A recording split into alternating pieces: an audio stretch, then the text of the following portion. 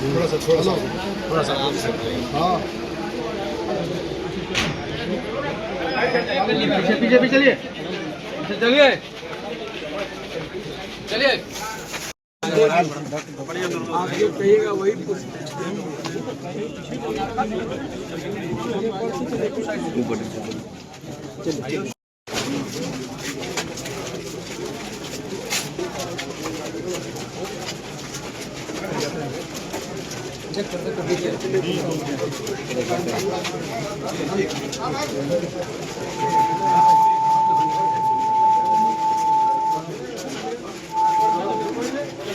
चलिए आप लोग।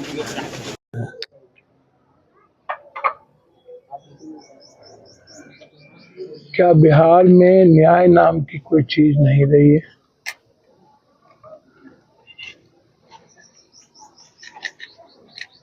पहले स्नेहा कुशवाहा, फिर मासूम बच्चा, फिर उमरा,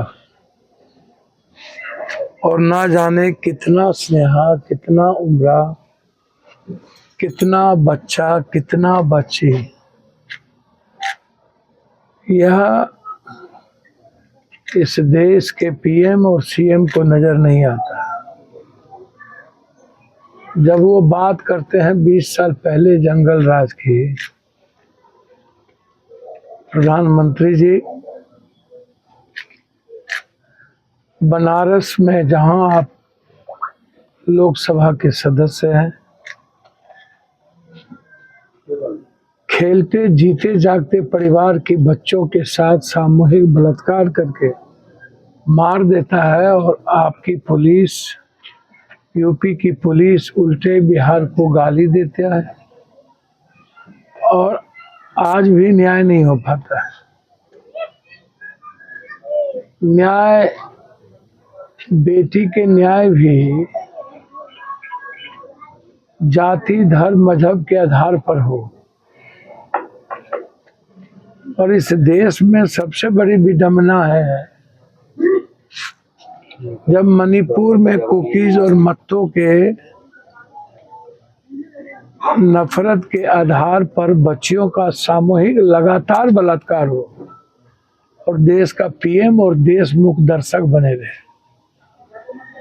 एक नहीं, दर्जनों बच्ची के साथ बलात्कार, और 10-10 हजार भीड़ के सामने इस देश के आम जनता के भीतर लड़ने, मरने और आवाज देने की क्षमता खत्म हो गई है। बेटी किसी की हो, बेटी कहीं की हो, बेटी किसी भी वर्ग, जाति, धर्म विशेष की हो, बेटी सिर्फ बेटी है।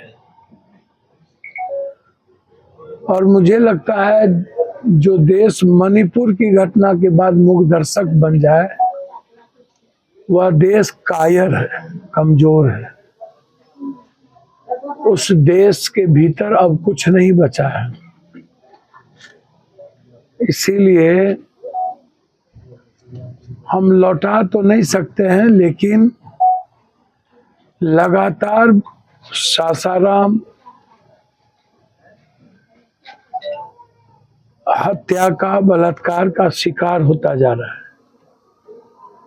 एक नई महीनों में दर्जनों हत्या और इस तरह की घटना लगातार हो,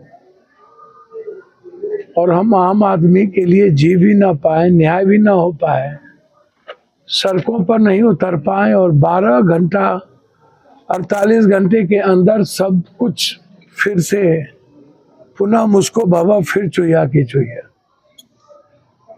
इसीलिए अंदाजा कीजिए कि एक मासूम बच्ची को किस बेरहमी के साथ हत्या किया होगा।